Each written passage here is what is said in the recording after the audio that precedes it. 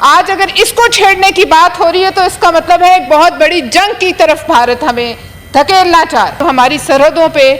Nitin Yahoo کا سب سے بڑا بغل بچہ بیٹھا ہوا ہے، مودی کی شکل۔ اس شخص کی یک طرفہ چاپلوسی آپ دیکھ لیجئے، ان کی یک طرفہ چاپلوسی اس حد تک ہے کہ یہ اسے کہتے ہیں چند دن پہلے ٹویٹر پہ کہ ٹیررزم ہمارا مشترکہ مسئلہ ہے، ہمیں اس کو ختم کرنا ہے دنیا سے۔ تو جناب اس کے پیچھے الفاظ کے پیچھے ان کے عزائم دیکھیں، یہ وہ صرف نیتن یاہو کو نہیں کہہ رہے، یہ وہ پاکستان کی طرف اشارہ کر۔ ایک انتہائی اہم مسئلہ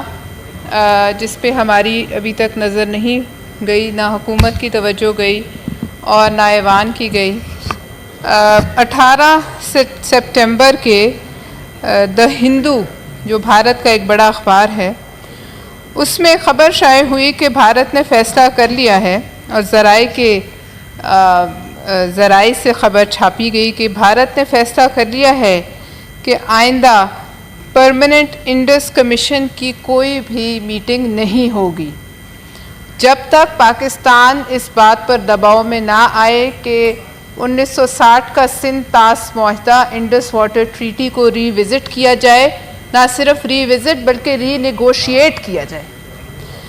اب چونکہ ہم اپنے مسائل میں اتنے گھیرے ہوتے ہیں کہ ہماری توجہ نہیں گئی،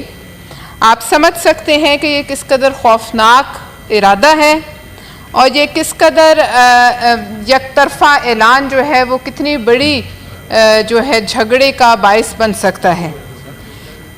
جناب چیئرمین، ابھی جو انٹرنیشنل لا اس دنیا میں رائج ہے، جس کا ویسے کوئی حیثیت نہیں رہی جو فلسطین میں جو کچھ ہو رہا ہے اس کے بعد، مگر وہ انٹرنیشنل لا یہ کہتا ہے کہ آپ آبی جو گزرگاہیں اور آبی راستے اور دریاؤں کے راستے نہیں تبدیل کیے جا سکتے، مگر بھارت ہڈ ہرمی کرتے ہوئے ایک مذموم منصوبے کے تحت پاکستان کو بدترین خشک سالی کا شکار کرنا چاہتا ہے، اور اس کے لیے اب آپ خود دیکھ لیجئے کہ راوی اور ستلج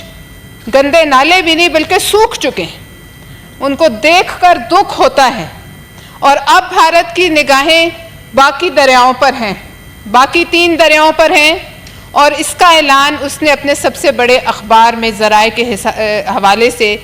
خبر چلا کر دیا ہے۔ تو جناب چیئرمین،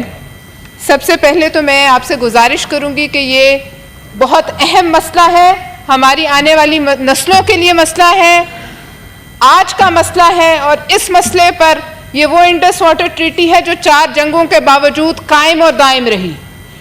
اس انڈس واٹر ٹریٹی کو جنگوں کے باوجود نہیں چھیڑا گیا۔ آج اگر اس کو چھیڑنے کی بات ہو رہی ہے تو اس کا مطلب ہے ایک بہت بڑی جنگ کی طرف بھارت ہمیں دھکیلنا چاہ رہا ہے۔ لہٰذا ہم اس سازش کو سمجھیں، یہ ایک سازش ہے اور خوفناک سازش ہے، اور ہم یہ باور کرائیں کہ ہم اپنے دریاؤں کے پانی کو کسی صورت بھی جو ہے وہ اس بھارتی منصوبے کا شکار نہیں ہونے دیں گے۔ جناب چیئرمین، آج فلسطین کے حوالے سے بات ہو رہی ہے تو یہ مت بھولیں کہ میں نے پہلے بھی کہا، میں آج پھر کہتی ہوں، ہماری سرحدوں پہ نیتن یاہو کا سب سے بڑا بغل بچہ بیٹھا ہوا ہے، مودی کی شکل۔ اس شخص کی یک طرفہ چاپلوسی آپ دیکھ لیجئے، ان کی یک طرفہ چاپلوسی اس حد تک ہے کہ یہ اسے کہتے ہیں چند دن پہلے ٹویٹر پہ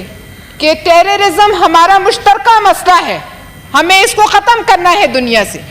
تو جناب اس کے پیچھے الفاظ کے پیچھے ان کے عزائم دیکھیں، یہ وہ صرف نیتن یاہو کو نہیں کہہ رہے، یہ وہ پاکستان کی طرف اشارہ کر رہے۔ اور ہم یہ بھی نہ بھولیں کہ اس ملک نے اندرا گاندھی کے دور میں پاکستان کی ایٹمی تنصیبات پر حملہ کرنے کا ایک ناپاک منصوبہ بنایا تھا، جس کے لیے اسرائیل کے جیٹس جامپور کے ایئرپورٹ پہ کھڑے تھے اور وہاں سے اڑنے کے لیے تیار تھے جب اس منصوبے کا پاکستان کو اور پاکستان کی افواج اور انٹیلیجنس کو خبر ہوئی، اور اس کے بعد ان کے جواب اور ان کے پیغام کے بعد یہ منصوبہ جو ہے یہ کامیاب نہیں ہو سکا، ورنہ جو انہوں نے کیا تھا عراق میں عراق میں جو وہ کیا تھا، جس طریقے سے حملے کیے تھے ان کی ایٹمی تنصیبات پر، ان کا پورا ارادہ تھا کہ پاکستان میں بھی یہ کریں۔ آج بھی ہم ایک جنگ کے، ہمارے ہمسایہ ملک ایک جنگ کے دہانے پہ کھڑا ہے، ہماری ابھی اس طرف کوئی نظر نہیں ہے، لیکن اگر یہ جنگ لڑی جائے گی، جو کہ کل امریکی سورسز سے کہا گیا ہے کہ اگلے چند دنوں میں حملہ ہوگا ایران پہ، تو آپ کیا سمجھتے ہیں کہ ہماری نظر نہیں ہونی چاہیے اس دشمن پر جس کی ایک طرف سرحد پہ اس کا بغل بچہ بیٹھا ہوا ہمارا پانی روکنے کی کوشش کر رہا ہے، دوسری طرف وہ بیٹھا ہوا ہے جو ہم پہلے بھی جس کے دل میں یہ خواہش پنپتی رہی ہے کہ وہ ہماری ایٹمی تنصیبات پر حملہ کرے اور اسے ختم کرے، اور ساتھ ہی اخبارات میں یہ انٹرنیشنل جریدوں میں یہ خبریں چھپوائی جاتی ہیں کہ پاکستان ایران کو میزائل فراہم کر رہا ہے۔ لہٰذا چیئرمین صاحب، ان سب چیزوں کو ہمیں بہت غور سے دیکھنا چاہیے۔ مجھے اس بات کا ادراک ہے کہ ہم اپنے مسائل میں پھنسے ہوئے ہیں، گھرے ہوئے ہیں،